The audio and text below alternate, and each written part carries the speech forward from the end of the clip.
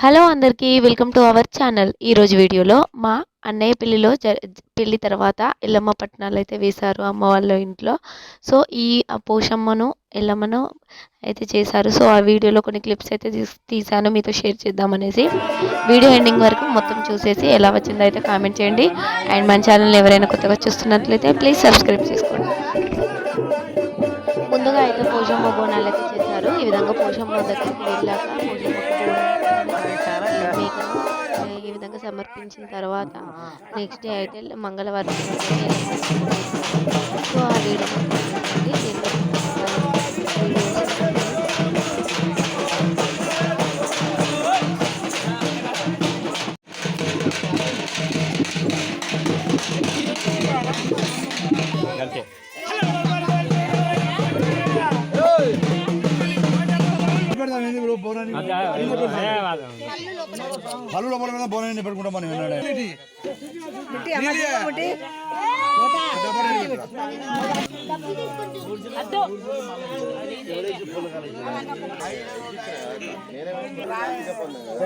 ఈ విధంగా పోషమ్మ బోనం చేసుకుని పోషమ్మ గుడికి వెళ్ళి ఈ విధంగా పట్నం వేసి అక్కడ బోనం సమర్పించుకొని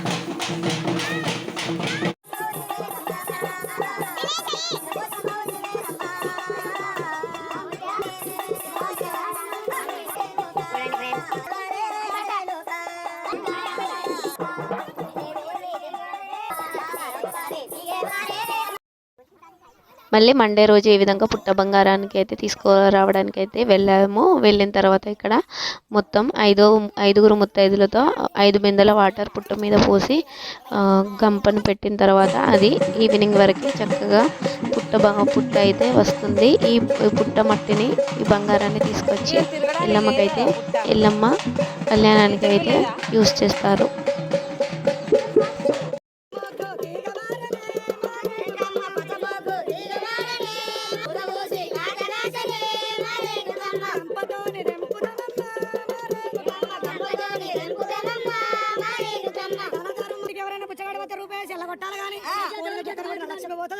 ఈ రోజు నుండి మీరు బతికినంత కాలం కనుక మంగళవారం రూపాయన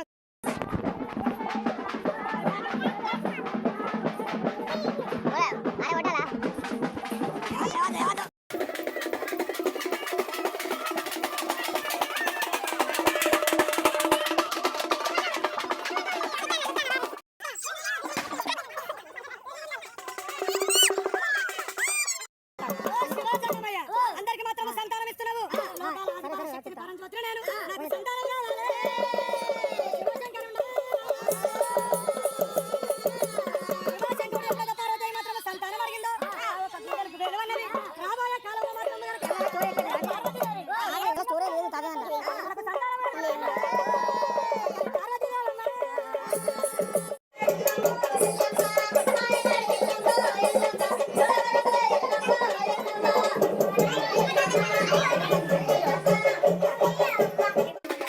మాదిగ వాళ్ళ ఇంటికి వెళ్ళి అక్కడ ఉన్న ఎల్లమ్మను వాళ్ళందరిలో దాక్కుని ఉంటుందట ఎల్లమ్మ. సో ఆ ఎల్లమ్మని వాళ్ళందరి నుండి తీసుకొని రావడానికి ఈ వీడియో ఇక్కడికి వెళ్ళి వాళ్ళందరి నుండి ఎల్లమ్మని అయితే తీసుకొని వస్తారు.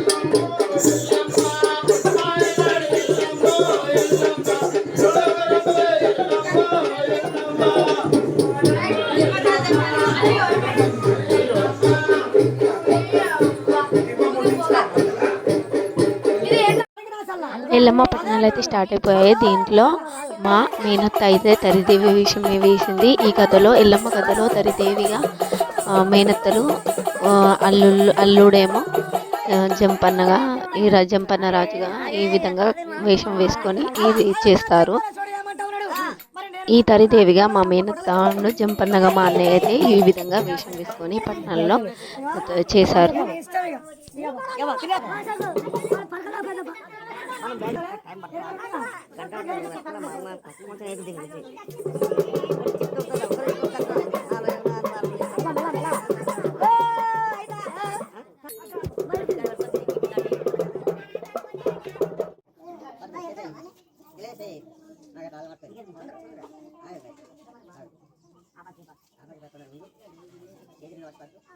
ఏం బాగా అంత కాదది ఎంత మంచి సార్